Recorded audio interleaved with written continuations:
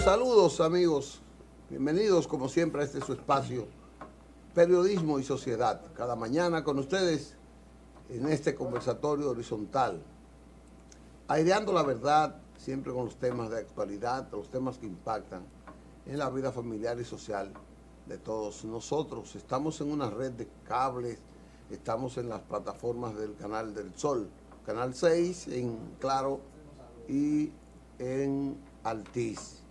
Y ahora estamos en RTV, RD, de nuestro amigo Jimmy Duval en San Juan de la Maguana, todos los días a las 5 de la tarde, la retransmisión de este programa. Plataformas de distintos espacios como Facebook Live, Instagram, YouTube y Twitter. Estamos para que usted nos vea a la hora que usted pueda vernos. Buenos días, Gregorio. Buenos días, Andrés Matos. Se me olvidó decirle que es Dios el que decide esto. Gracias. Bueno, pero usted lo ha dicho muchas veces, en un momento que no lo diga, las personas saben que lo siente y lo ha manifestado anteriormente. Interesante que el amplio mundo de difusión de lo que es la ejecución de este programa, pues se amplíe con ese anuncio que haces de que el canal que dirige y coordina Jimmy Duval también retransmite en diferido las incidencias de periodismo y sociedad. Nosotros, como siempre, tenemos cosas interesantes. Hoy adicionamos nuestro invitado, el licenciado Antonio Siriaco. Tremendo economista. Desde luego. Aunque dice Fernando que aquí hay un solo economista, dice Fernando. Bien, pero bueno, parece que no hay uno solo. Yo digo que no, que hay dos. Siriaco y otro. Ya. Entonces, eso es parte de la oferta que hoy día pueden encontrar en esta edición de Periodismo y Sociedad. El señor Adán Peguero es el director suspendido.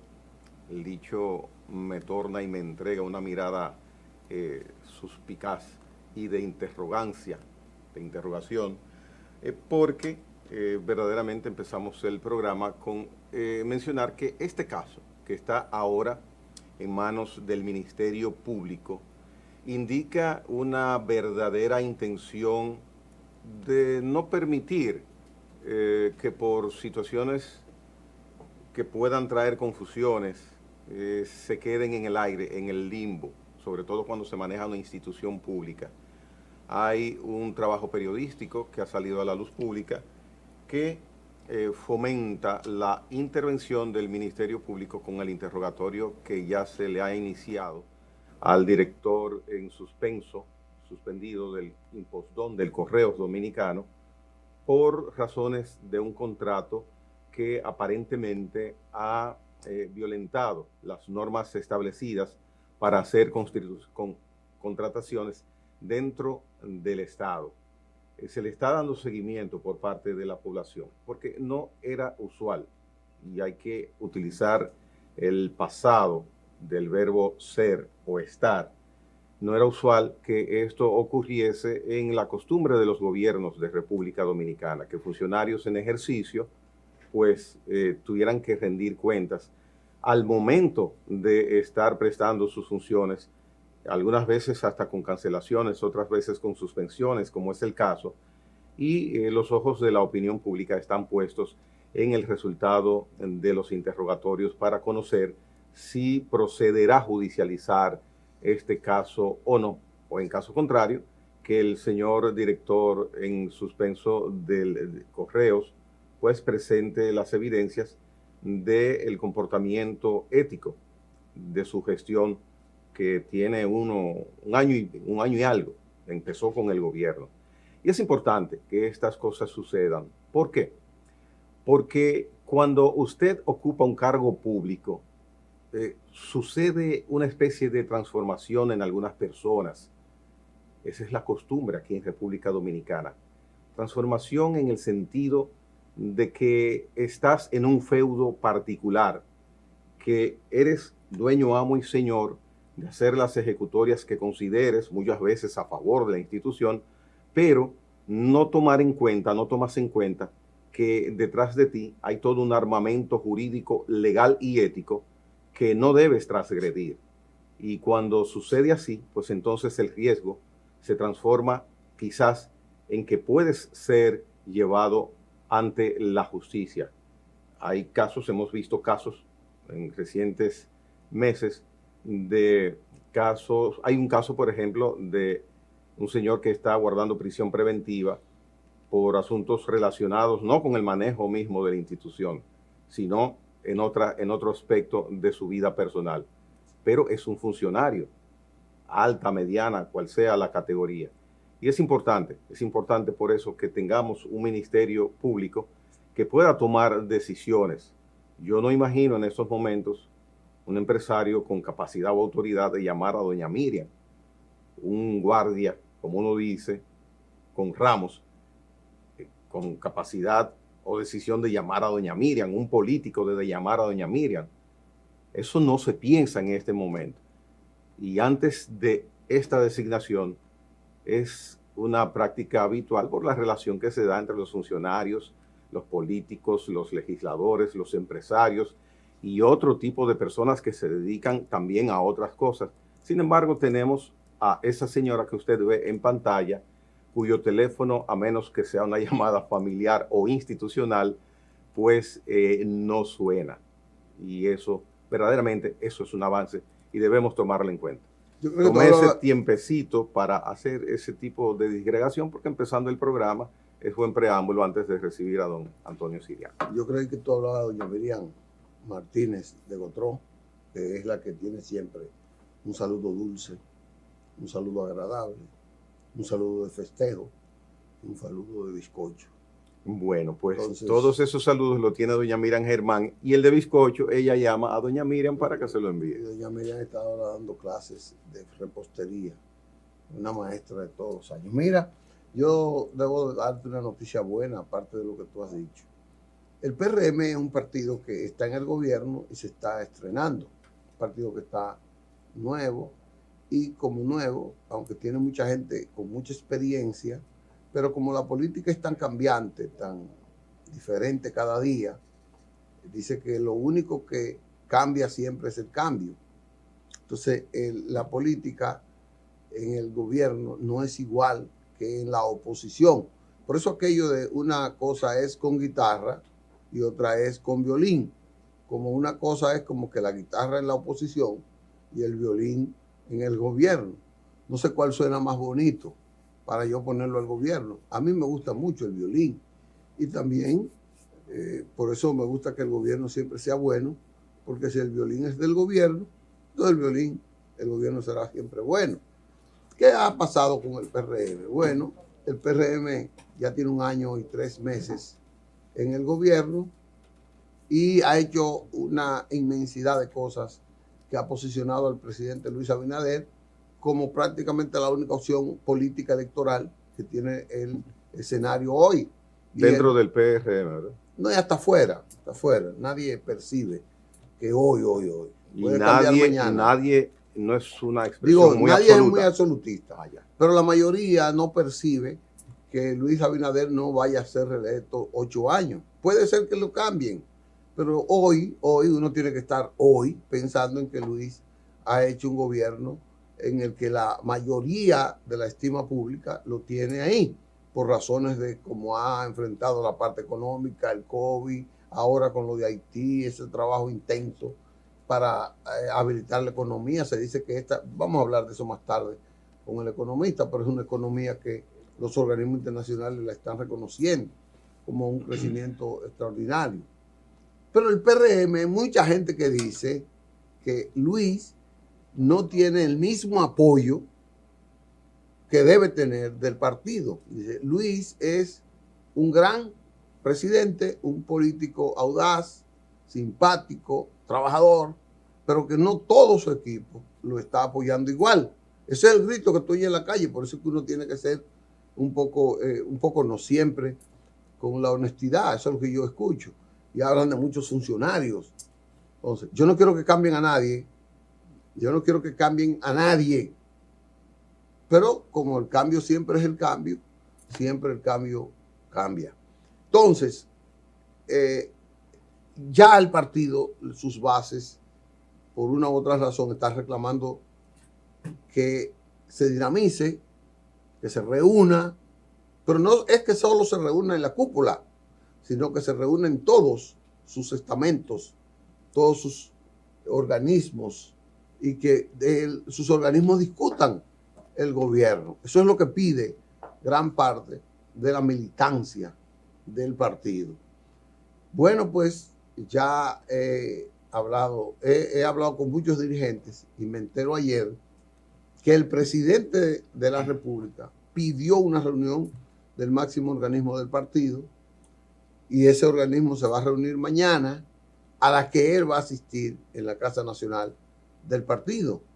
Entonces, mañana, jueves, tendremos al presidente participando con su cúpula, con la dirección del partido, que no es habitual porque el PRM es diferente. En el PLD, todos los lunes a las 9 de la noche, iba el presidente Leonel, el presidente Danilo, y se reunía con su comité político, y ahí cada semana discutían lo que iba a hacer en la próxima semana, lo que iba a hacer en el mes, o lo que iba a ser la estrategia de gobierno.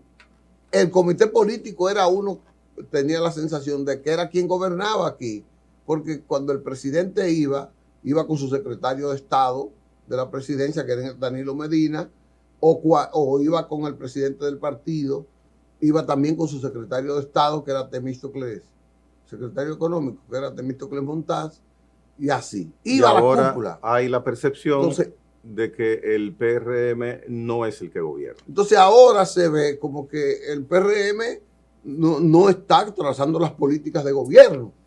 Y eso tiene que cambiarse, dice la gente. Por eso yo he oído en algunos programas gente decir, gente fuera del PRM, decir, Luis es un gran presidente, pero no tiene un equipo que le ayuda. Y tiene, salvo algunos ministerios, algunos que son el buque insignia de esos ministerios, como es, por ejemplo, aduana, como es el Ministerio de Obras Públicas, como es Salud Pública, que tienen una impronta y una dinámica permanente donde la gente ve el gobierno en las ejecutorias de ese gobierno. En el Ministerio de Agricultura se puede ver eso también. Entonces esas cosas el gobierno del partido tiene que asumirlas como parte del gobierno para que se sienta el partido que está en el gobierno. No es la primera vez que el presidente interviene en participar junto con el partido. Ah, ¿lo ha hecho otra vez? Sí, sí, lo ha hecho. Yo recuerdo, no tengo la fecha exacta, pero habrá cuestión de unos 4 meses que sucedió una reunión e inclusive recientemente se empezó una especie de periplo por distintas provincias del país. Si lo han hecho, no le han dado publicidad. Al inicio sí, el primer fin de semana le dieron publicidad, el segundo fin de semana me parece que también. Pero, por ejemplo, y no es un dato, no es con ningún motivo, porque no tengo motivo, pero los periplos que ha seguido Gómez Mazara con sus ponencias se sienten más que lo que ha estado haciendo el mismo Partido Revolucionario Moderno con sus ponencias. Si lo han hecho, lo de Guido ha tenido más difusión. Cosa rara porque Guido no es de la estructura dirigencial de ese partido. Guido se proclama y se justifica como dirigente del Partido Revolucionario Moderno. Pero no lo es. Guido no lo es. De hecho, hay una especie de estudio que lo promueve, y sabemos cómo se promueve las cosas, para próximo presidente de la institución. Bueno. Señores, vamos a una pausa para que volvamos, porque vamos a dejar a Guido siendo presidente, y vamos a una pausa para que volvamos con el licenciado. Yo le digo que él será el próximo decano y después rector, pero él nada más quiere que le digan que es vicedecano de la Facultad de Economía de la Universidad Autónoma de Santo Domingo, pero es parte de este programa el licenciado Antonio Siriaco I, el economista. Así que yo le voy a llamar. Aunque para Fernando sean otros, el economista del programa es Antonio Siriaco.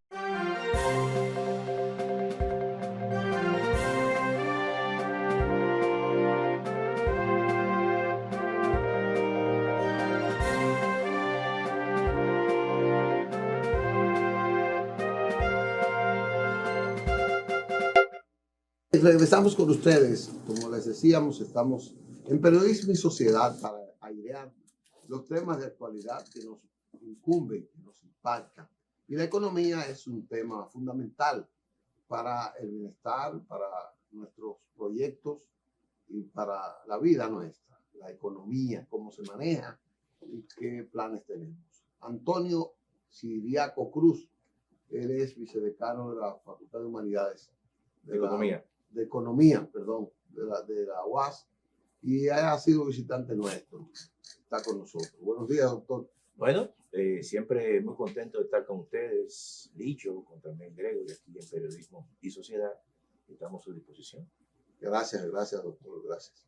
Mire, doctor, estamos hablando de economía y nosotros estamos saliendo de un proceso un poco tortuoso, un año y tanto que la pandemia mutiló el crecimiento que debíamos tener y que llevábamos. Ese año duró 2 años y algo, año económico, en la pandemia y luego cuando uno sale ya con el cambio de gobierno. Pero ahora los organismos internacionales dicen que nosotros tenemos una esperanza, tenemos un futuro como que nos da buenos augurios. ¿En qué se fundamenta la economía? Esos organismos internacionales para decir que somos una de las economías que con mayor fortaleza podemos crecer en los próximos años. Mira, tú sabes que la economía dominicana siempre se ha caracterizado por su capacidad de resiliencia, que es muy diversa, vamos a decir, diversificada. Es una economía pequeña, es una economía que está ubicada en, como decimos nosotros, en el ombligo del mundo, y se ha convertido realmente en los últimos años en un centro importante de atracción de inversiones. Tiene sectores orientados hacia el exterior que se han colocado bien en mercados que son lo más importante en términos de ingresos. La República Dominicana es de los 5 o 6 países en el mundo que tiene acuerdos de libre comercio con Estados Unidos y con la Unión Europea. Oye bien, que son las dos regiones más ricas del mundo. Si a eso tú le sumas que en el 2018 la República Dominicana restableció relaciones diplomáticas con China, estamos diciendo que los productores dominicanos tienen un acceso al mercado, a 3 mercados, que prácticamente es mucho más de la tercera parte de la población del mundo. Sin embargo, eso no se refleja proporcionalmente como debería. Pero lo que sí es algo importante es que en los últimos años hemos sido atractivos para determinado tipo de inversión. Pero además de eso, la diáspora dominicana en el exterior, en Estados Unidos, que hay que decir lo siguiente: en los tiempos más difíciles de las 2 grandes crisis de los últimos 20 años, en el 2009 y en la crisis del 2020, ha sido la diáspora que mayor recursos ha enviado a su país. Y eso no lo tiene otra nación. Y eso es un elemento importante. Por ejemplo, los organismos internacionales dicen que la República Dominicana va a crecer 2 dígitos. Eso es cierto. A mí eso no me sorprende. ¿Tú sabes por qué? Porque la economía norteamericana este año va a terminar con un crecimiento cercano al 6%. Y entonces, como estamos muy vinculados al ciclo económico de Estados Unidos, por cada 1% que la República, que crece Estados Unidos, nosotros crecemos 1.5. Si ellos van a crecer casi un 6%, tú multiplicas 1.5 por 6 y te va a dar un crecimiento aproximado de la República Dominicana. Entonces, tú ves, todo eso son situaciones que dentro del contexto de crisis y recuperación, tú observas, por ejemplo, todos los países de América Latina, y la República Dominicana está entre los 3 primeros países que va a tener mayor recuperación. Pero eso es parte realmente de la dinámica que ha conformado y se ha conformado en la República Dominicana. Por ejemplo, la gran amenaza que puede tener la recuperación no es internamente, no es en función de la política pública que se ha emanado en este año. El precio del petróleo. Es el precio del petróleo, es el precio de los combustibles, es el precio de la materia prima. Que no son manejables por el No, país. Que eso está afectando, por ejemplo, tú vas a Estados Unidos ahora mismo y el precio de la gasolina está a $5 en unos estados. Y eso no es fácil, porque tú no controlas eso. Ni los Estados Unidos, que en toda la parte de Texas tienen allí una buena producción de petróleo, no han podido. Entonces, porque al final el petróleo está conformado por un cártel, que de eso es que viven. ¿Cuál es el precio hoy día del petróleo? Estamos hablando que está por el West Texas está por casi $82. ¿La tendencia? Y la tendencia es que puede llegar hasta $90, $95. Y tú sabes en cuánto lo proyectó el gobierno, en $62. Para el 2022. No, para este año. ¿Y para 2022? Y para el 2022, que creo que, porque eso va cambiando mucho en función de los escenarios, pero creo que está como por 65 o 60. O sea que nosotros estamos pagando casi un 40% de déficit. Estamos pagando $24 adicional. Y como en este país el consumo de petróleo es de 9 millones de barriles al año. Si tú multiplicas 24 por 9 millones de barriles, te va a dar 216 millones adicionales de dólares en que se va a incrementar la factura petrolera. Eso es un problema. Por eso es que la República Dominicana tiene que acelerar todo el proceso de la transición energética sobre la base de la energía renovable. Pero vamos avanzando aparentemente bien. No, vamos bien, pero debemos de seguir avanzando, porque al final no podemos seguir ni dependiendo del petróleo, ni dependiendo del gas natural, ni dependiendo del carbón mineral. No podemos seguir en eso. Y eso que aquí se hizo la planta más grande a carbón, porque se supone que el carbón, dentro de esos tres componentes, es el más barato, porque el carbón ha pasado de $50 a $250. Más caro que el petróleo. La tonelada métrica. Y entonces, ¿qué significa eso? Que nuestra matriz energética, que casi un 75% se componen de esos tres combustibles, se dispara. Entonces tenemos que acelerar esos procesos, porque tenemos condiciones, tenemos una donde hay viento, estamos ubicados en el trópico y podemos combinar, tenemos que seguir fomentando las hidroeléctricas en pequeños saltos, hacer una combinación de tal manera que eso en los próximos 20 años limitemos esa dependencia. Porque la situación va a seguir. Mira China, por ejemplo. En China hay apagones. Y todo el tema que hay en el mundo entero de esa disrupción de la cadena de suministro, donde el 25% de la manufactura se hace en China. Estados Unidos depende de China en mucha manufactura. La República Dominicana depende de China. Europa depende de China. Y eso se vio en la pandemia. En Europa fletaban aviones directamente a China para venir cargados de mascarillas. Estados Unidos, hay componentes médicos que el 80% del proveedor son chinos, o por lo menos se hacen en China. Entonces, eso es una lección de esta pandemia. Porque esos procesos de cadena de valor hay que acercar un poco más. Por ejemplo, ojalá que sea Brasil o que sea México, que son países que tienen mayor capacidad a nivel industrial, la República Dominicana en algunos aspectos a partir de zonas francas. Y todo eso se acerque un tanto más a la región.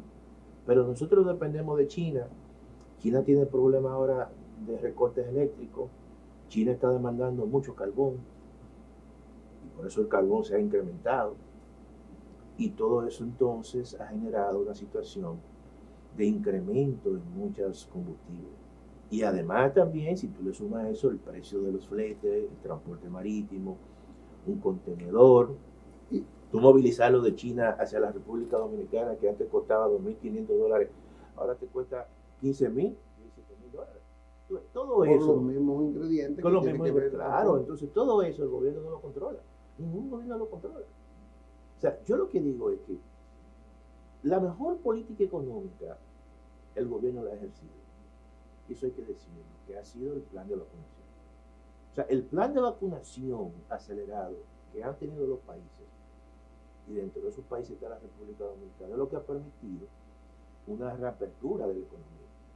O sea, que la gente evidentemente se cuide, ande con su mascarilla, pero que también que esté vacunado, porque la vacunación es lo que ha permitido que de una forma u otra, si la enfermedad nos toca, esa situación entonces se minimiza. Y eso ya en cierta manera se va creando en la medida que va avanzando una inmunidad de rebaño. Eso es lo que hay que lograr. Por eso yo siempre he dicho que la mejor política económica que ha tenido el gobierno ha sido el plan de vacunación. Mire, doctor, usted es muy sensato. El hecho de que el gobierno haya desistido de aplicar la reforma fiscal, que ya había anunciado desde la campaña, inclusive, que la habían anunciado otros gobiernos, el hecho de que no se vaya a aplicar, por lo menos que se haya pospuesto, debe preocuparnos eso. Tú sabes que todo esto, Gregory, la economía nunca la puede ver desde una visión economicista. Eso es muy importante. Yo he dicho que el presidente de la República tiene tres condiciones que reúne. Es economista y dependiendo, viendo su currículum, se ha formado en universidades nacionales y en Estados Unidos que se supone que tiene buena formación, buenos conocimientos de economía. Es empresario y es político. Entonces esas tres condiciones te dan a ti una visión integral para tú saber el momento cuando hay que aplicar una medida. Por ejemplo, yo fui y soy de los economistas que estuve en desacuerdo en que se aplicara en este contexto una reforma fiscal. Y lo reitero y creo que fui de los primeros que dije. ¿Por qué? Por lo siguiente. Pero no era necesario. No, siempre es necesario la reforma del año 2012. Lo que pasa es que tú tienes que buscar el momento cuando haces. Mira, nosotros los seres humanos nos equivocamos constantemente. ¿Sabes por qué? Porque las transformaciones y los cambios tenemos que hacerlo en los momentos cuando todos nosotros estamos bien y cuando la economía está bien. Si tú estás bien de salud, lo que tú tienes que ir es al médico, aunque tú pienses lo contrario. Pero usted sabe, doctor, que No, nuestra economía nunca puede estar bien. No, espérate. Entonces, ¿por qué? Bueno, porque tú puedes prever situaciones, pero cuando tú estás en situación muy de precaria salud, los costos son muy grandes. Esta economía. Es decir, si se deja deteriorar. Claro, entonces, esta economía, a partir del año 2013, ¿tú sabes cuánto estaba el petróleo en ese momento? A $35. 25 dólares. Y el precio del oro alto. Y la economía creció en 6.1. Y el presidente de la República en ese momento decía que la pobreza estaba disminuyendo. Entonces, yo te pregunto, ¿no era el momento para hacer una reforma? ¿O es ahora para hacer la reforma? ¿O era cuando el petróleo estaba a $150? Era en ese momento que había que hacerla, porque la economía estaba viviendo un proceso de auge y con impactos externos mínimos. Pero, ¿cómo tú vas a hacer una reforma con las materias primas altas, con los costos del combustible altos, con la inflación alta, con la gente pidiendo reclamos en ese sentido? ¿No? ¿Por qué? Porque tú la puedes diseñar bien, pero socialmente y políticamente tú te estabas clavando el cuchillo. Eso pasó en Colombia. Yo te pregunto, ¿en qué país del mundo después de la pandemia se ha hecho una reforma fiscal? No se puede. En ninguno. Vamos a seguir después de esta pausa con el licenciado Antonio Siriaco, que nos está dando una muy exquisita disertación sobre la economía dominicana y del mundo. En breve volvemos con él. No se pierda ese momento.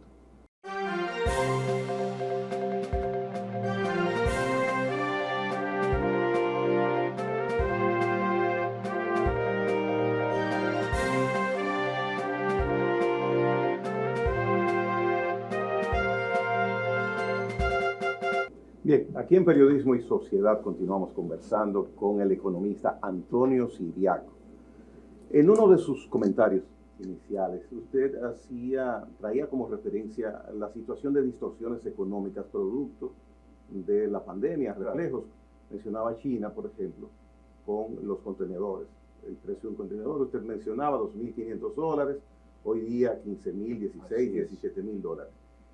En eso yo quiero preguntarle, ¿es una distorsión o está justificado, licenciado, que el costo ahora del contenedor se refleje en el cargo que se le hace al importador para liquidar sus impuestos aduanales? Sí, ahí, por ejemplo, esa parte beneficia a aduanas. Pero es que aduanas no puede verse como un órgano recaudador. No, pero que lo es. Que lo es. De hecho, cuando tú buscas la organización del sistema recaudatorio en la República Dominicana es por 3 vías importantes. La tesorería, ¿verdad? Que son los fondos generales, la Dirección General de Impuestos Internos, y está la Dirección General de Aduanas. Esos son los 3 mecanismos. Y en el orden de mayor a menor está obviamente la Dirección General de Impuestos Internos, luego sigue la Dirección General de Aduanas y está luego la Tesorería. Pero cuando yo insisto en cargarle más al que importa, entonces yo estoy presionando al que produce, doctor. No, pero está bien. Lo que sucede es que... ¿Está bien? No, yo te digo, te voy a explicar, son costos externos, entonces se supone que aduana actúa sobre la base de una factura. Entonces cuando esa factura, porque aduana no te ha aumentado impuestos, ni te ha aumentado recargos, lo que sucede es que la base sobre la cual va el 20% es mayor. Por ejemplo, ¿cómo tú liquidas un producto de aduana? Supongamos que yo soy un importador de vehículos, ¿verdad? Ese vehículo me cuesta $100, pero ya no cuesta $100. Con el incremento de los precios internacionales no son 100, son 120, para que usted vea la diferencia. Hábleme del flete mejor. No, por ahí voy. Por ahí es el asunto. No, por ahí voy. Entonces, $100. A esos $100, tú haces así y lo multiplicas por el tipo de cambio. El tipo de cambio no ha subido. Todo lo contrario, va a bajar. Entonces, cuando tú lo multiplicas por el tipo de cambio, ya tú conviertes eso a peso. Y eso es el precio FOB, como se le dice. El precio libre a bordo. Luego entonces, a esa base ya en peso dominicano, tú le aplicas el CIF, costo, seguro y flete. Y luego entonces, como el flete es más caro, como el seguro es más caro, entonces eso se pone mucho más grande. Y a ese valor CIF es que tú le aplicas los impuestos. En el caso de un vehículo, tú le aplicas el 20%. No al FOB. No, es al CIF, porque le conviene, al gobierno le conviene, porque está aplicando sobre una base mayor. Y si aplica sobre una base mayor, entonces las recaudaciones van a ser mayor. Entonces, por eso es que cuando el precio internacional del vehículo pasa de 100 a 120, ese sí es mucho mayor. Entonces, tú le aplicas los mismos impuestos, pero lo que está aumentando es el valor de fuera. Pero ante esta situación, que es una situación entonces, ahí voy. Fuera de lo normal, no, ahí voy. Ese costo exponencial en la tarifa de un flete, ¿no es más pragmático que el gobierno decida, no, pero espérate, debo ponerle un tope a este incremento? Bueno, porque ¿en quién se refleja eso? Ahí voy. Yo te estoy explicando la situación. Ahora vienen las medidas. Por ejemplo, ¿qué yo propuse? Y fueron incluso gran parte de propuestas que se hizo en una mesa a nivel gubernamental. Pero yo, como académico y viendo las cosas, yo digo, bueno, como todo está más costoso, vamos a declarar de manera transitoria, por ejemplo, una amnistía arancelaria. ¿Cuándo usted hizo esa propuesta? No, yo la hice cuando el gobierno en un momento determinado convocó a todos los sectores en el Palacio para buscar una solución a esa situación. Yo hice un planteamiento a nivel público. ¿Qué significa una amnistía?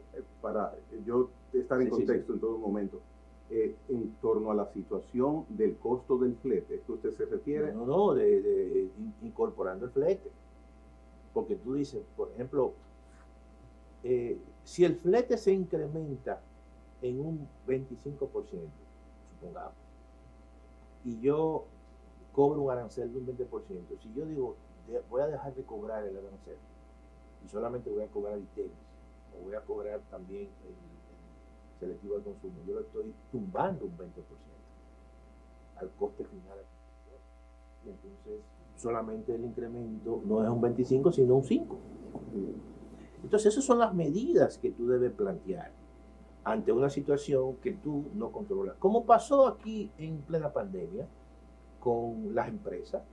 Las empresas... Doctor, usted me le quiere ir, disculpe, usted me le quiere ir de lado a lo del costo del flete. No, pero es que estamos hablando de un 600, un 700% cargado al importador. Y esas cajas, si yo traía 10 cajas, una caja que me saliera de cualquier producto, por ejemplo, en $2, ahora me salen $9. Pero ¿A quién yo se lo cargo? Al consumidor. Sí, pero tú como gobierno lo que puedes hacer es seleccionar los productos que tú consideres, como ha ocurrido, que tienen un peso en la canasta básica, porque tampoco tú vas a dejar de las necesidades. Por ejemplo, tú no puedes permitir que el pollo suba de precio. Porque pero es que no debería ser, doctor. Es que no, estamos hablando de algo, ¿cuál es el término? Algo inaudito, insólito, sí. Lo del flete. O sea, estamos hablando... y por ahí se ha hablado poco. Mire, yo no soy para nada economista, yo no estoy... Pero el sentido de la lógica me indica que todo producto que entra por ese muelle, por cualquier muelle, exponencialmente con un flete, se crea una distorsión que va al precio de todos nosotros. El jabón que yo utilizo para bañarme, la crema de afeitar, está afectada ahora por ese flete. Si el gobierno discrimina el producto de uso masivo más para el pueblo, el gobierno puede entonces... Pero Gregory, mira qué pasa. Sí, lo que pasa es que el doctor quiere limitarlo a los productos de consumo básico, por ejemplo, alimentos. Entonces, bueno, es todo, doctor, y hay como una venda en ese aspecto. No, pero mira qué pasa. Mira con y uno espera que eso sea transitorio. No, puede ser todo, o tú te concentras porque el Estado tiene que recaudar. Pero no ahorcar. No, pero obviamente que no estamos diciendo que el Estado ahorque. Lo que estamos diciendo es que aquellos productos que más incidencia tienen en la estructura de la canasta básica, tú tienes que proteger. Y a eso que yo me refiero, como un primer momento. Por ejemplo, tú no puedes permitir que los aceites se incrementen tanto, que el precio de las carnes se incremente tanto, que el precio del arroz se incremente tanto, que de las habichuelas, porque eso es lo que la gente tradicionalmente consume. Entonces, hay productos que una parte importante de la población consume y otra no la consume. Un carro, por ejemplo. ¿Tú entiendes? Entonces, en ese sentido, tú tratas de hacer progresivo realmente esa situación, donde el que más tiene, más posibilidades de tener que costear eso. A eso que me refiero. Por ejemplo, ahora mismo hay una situación con el tema de los fertilizantes. Precisamente hoy sale un comunicado de la Asociación de Fertilizantes donde anuncia un incremento en los precios de todo tipo, la urea, una serie de cosas. Pero el presidente acaba de reunirse la semana pasada y hay una inversión de 1.900 millones de pesos para retornar los precios de los fertilizantes entonces ahí va. Precio normal. Entonces ahí va. ¿Qué está haciendo el gobierno? Que para el caso básicamente del arroz, que es el cultivo más importante, el gobierno está subsidiando, creo que tiene un fondo de más de 1.700 millones de pesos para eso. Para decirle, mire, ¿cuánto es el incremento? Tanto, yo voy a absorber una parte de esos costos y se lo transfiere a esos importadores, o si no, por aduana, se lo deja de cobrar. Entonces, a eso que me refiero, no es tan fácil, porque lo que estamos diciendo es que el contenedor, que los fletes, eso incide prácticamente en todas las importaciones. Doctor, en todas. ¿Cuál es la proyección que ve Siriaco para el futuro año con respecto al empleo, con respecto al crecimiento del turismo que se ha marcado bastante notorio y para una dinámica de inversión? Yo creo, mira, el turismo va a seguir creciendo porque todavía le hace falta la recuperación, y como le hace falta la recuperación, tiene posibilidades de crecer. Por ejemplo, este año nosotros vamos a recibir alrededor de 4.500 millones de dólares en turismo. Pero ¿tú sabes cuánto nosotros recibimos en un año normal? 7.600 millones. Es decir, que todavía hay posibilidad de seguir creciendo. El empleo poco a poco se ha recuperado. Y eso lo dicen las estadísticas de la Tesorería de la Seguridad Social. Lo que sí... Hablaba Seara Hatton de que ya se resolvió. Todo el empleo perdido en la pandemia, ya se recuperó. Bueno, hay una parte de ese empleo informal, porque hay que decir lo siguiente. Hay dos formas de uno medir. Él habló del formal. Del formal. Él habló del formal, con números, claro, por la TCE. Sí, ahí no hay problema en ese sentido, pero como el Banco Central también da información que es mucho más amplia, porque recoge información del sector informal, todavía hay una parte del sector informal que no se ha recuperado, pero es mínimo. Lo importante es que hay un proceso acelerado de recuperación. Ahora, ¿cuál es mi temor para el próximo año? Es la inflación. Es el tema de los precios internacionales. Es el tema de los costos de los fletes. Que aquí han afectado muchos productos de necesidad. No, y no solamente aquí, en todo el mundo. Entonces eso es una situación que se ha generado porque en la pandemia se dejó de producir contenedores y mucha gente dejó de trabajar en el sector agropecuario en el mundo. Entonces cuando se inició el proceso de vacunación, que la gente salió a la calle, que la gente salió a consumir, fue un boom que hubo en la demanda y la oferta se ha quedado retrasada. Y eso se lleva, claro, entonces los precios, entonces eso se lleva tiempo. Todavía el próximo año vamos a estar con esa situación. Por eso es que el gobierno, pienso yo, tiene que establecer una estrategia de focalizar ayudas a productores, a importadores, que de una forma u otra estén básicamente importando insumos que tengan que ver con productos de primera necesidad. Yo digo eso porque... ¿Y los recursos, doctor, para eso? No. Porque acuérdese, no hay reforma, no hay ingresos nuevos, no hay ingresos frescos. Las remesas se entiende que no va a ser como ha sido este año. Yo creo que las remesas seguirán altas. La semana pasada... Creo que ahora mismo Estados Unidos abrió para las visas de trabajo. Sí, son posibilidades, visas temporales de trabajo no cualificados, básicamente. El sector, y eso en el sector servicio, sector de la agricultura. Ya muchos jóvenes hacían eso mediante el intercambio de jóvenes que se iban a trabajar en básicamente McDonald's, ese tipo de cosas. Canadá tiene un buen programa en esos momentos, sin embargo, con cualificación previa. Correcto. En el caso de Estados Unidos parece que es mucho más limitado, pero yo lo que digo es que la semana pasada ya el Congreso norteamericano le aprobó al presidente Joe Biden un plan de inversión en infraestructura por un monto de 1.2 billones de dólares. Eso es mucho. Eso no es mucho, eso es muchísimo. Sí, ¿Qué significa eso? Es como 10 veces República Dominicana. Que hay un plan de construcción en Estados Unidos de carreteras, reconstrucción de carreteras, de puentes, de infraestructura, que tanto le hacía falta, de conectividad. Y eso va a generar aún más empleo en Estados Unidos y una gran demanda. Y eso va a seguir beneficiando a muchos. Usted promueve eso, doctor, porque escuché a un dirigente de la oposición. Sí. El gobierno ha dispuesto la incorporación de mucha gente al trabajo informal a través de obras públicas, de algunos ayuntamientos, para estos meses de Navidad y cosas, para limpiar las calles, limpiar las carreteras, etcétera, etcétera, en las ciudades más empobrecidas sobre todo. Y vi un economista que me extrañó de la oposición, no voy a decir el nombre, pero que dice que no, que aquí lo que hay que es invertir para crear empleos de calidad y permanente. No, hay que hacer todo, hay que hacer todo. Ahora, esos empleos y esos programas de rehabilitación y bacheo de calles, de construcción de acera, de asfaltado de calles, no es la primera vez que se hace en la República Dominicana. Oye, Balaguer hacía eso, como una forma incluso de tú dar un empleo temporal. Eso es normal que se haga. Eso no tiene nada que ver con obviamente en la medida que también la economía vaya haciendo las inversiones necesarias, el gobierno y el sector privado se van creando empleo de calidad. Pero eso no tiene absolutamente Eso es algo muy normal. Hay una anécdota de Roosevelt. Eso es algo muy normal. Que él dijo después de la guerra. Sí. Rompan las avenidas, Sí. las autopistas y las avenidas para que la volvamos a hacer. Es una política Y lo hizo. muy keynesiana. Mire, ya nos vamos, Muy keynesiano. nos vamos prácticamente, pero necesitamos en el país recursos nuevos, recursos frescos. No tenemos reforma fiscal, no es que yo la quisiera, pero ¿de dónde vamos a tener recursos frescos para los compromisos que ha hecho el gobierno de hacer cambios, sobre todo para gastos de capital? ¿De dónde los vamos a buscar esos recursos? Mira, es una buena pregunta que tú haces, pero yo pienso lo siguiente. Yo creo que el gobierno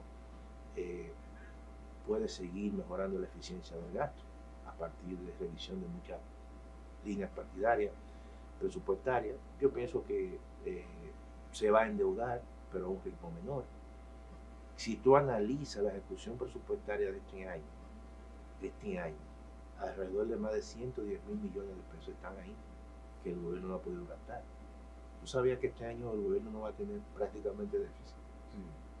Pero los gastos de capital se entonces, van a caer en un 30, 25%, por lo menos. Se cayeron. Porque ya lo que queda Y es 2 o 3 días. y el próximo año, entonces, esos recursos, creo que los primeros meses, tampoco va a tener dificultad. El crecimiento vegetativo de la economía lo podría ayudar con respecto a las recaudaciones. ¿Y por qué nadie habla de reducir la evasión? Ni usted habla de eso. Sí, eso ahí va. Ahora, reducir la evasión es algo continuo. No es una cosa que te va a dar fruto de un día para otro. Eso tiene que ser permanente. Tanto la evasión al sector, al ITEVI, como la evasión también al impuesto sobre la renta. Pero también, si se inicia ese propósito, pero no se inicia. Mira, dice Fernando, que como la evasión es tan grande en el país, que eso amerita otro programa.